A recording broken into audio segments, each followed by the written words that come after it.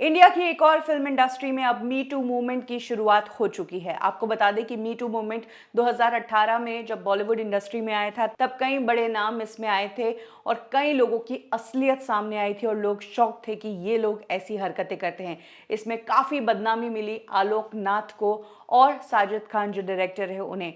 और अब Malayalam film industry में मी टू मूवमेंट शुरू हो गया है। इसकी शुरुआत तब हुई जब हेमा कमेटी रिपोर्ट आई, जिसमें कहा गया कि कई एक्ट्रेसेस को काम के नाम पर कॉम्प्रोमाइज करने के लिए दबाव बनाते हैं मलयालम इंडस्ट्री के मेल प्रोड्यूसर्स, डायरेक्टर्स।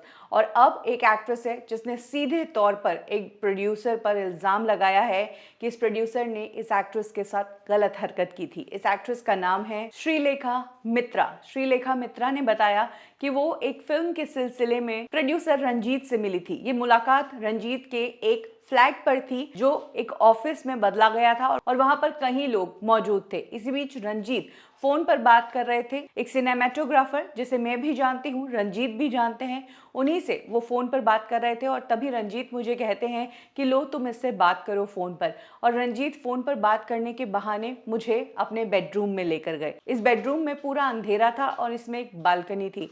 मैं जिस वक्त फोन पर बात कर रही थी तब रंजीत अचानक से मेरी चूड़ियों से खेलने लगे और मेरी स्किन को टच करने लगे। मुझे लगा कि शायद मैं ही गलत सोच रही हूँ, ये मेरी चूड़ियाँ देख रहे होंगे, इन्हें अच्छी लगी होगी इसलिए। लेकिन जब रंजीत को लगा कि मैं रिएक्ट नहीं कर रही हूँ तो उसके बाद उन्होंने मेरी गर्दन पर और मेरे बालों से खेलना शुरू कर दिया और तब मैं कमरे से बाहर आ गई। मैं बहुत ही शॉक्ड थी। मैं जानती हूँ इंडस्ट्री में इसी तरह से काम होता है, यहाँ पर अच्छे और बुरे दोनों लोग होते हैं। अब इस बड़े प्रोड्यूसर का नाम जब से मी टू मूवमेंट में आया है, साउथ इंडस्ट्री में खलबली मच गई है। इसी बीच प्रोड्यूसर का कहना है कि एक्ट्रेस ने जो कुछ भी कहा है वो बिल्कुल गलत कहा है। मैंने उसे एक फिल्म के ऑडिशन के लिए बुलाया था, हमें उसका काम पसंद नहीं आया, इसलिए हमने उसे फिल्म में कास्ट नहीं किया। ये फालतू में अब इस तरह की बातें कर रही है। हालांकि अब इस पूरे मामले में अथॉरिटीज़ भी बीच में आई है और उनका कहना है कि प्रोड्यूसर रंजीत के इस केस की जांच होगी और अगर वाकई में कुछ सबूत मिले तो रंजीत को सजा भी होगी। कह सकते हैं कि मलयालम इंडस्ट्री का मी टू मूवमेंट शुरू हो चुका है।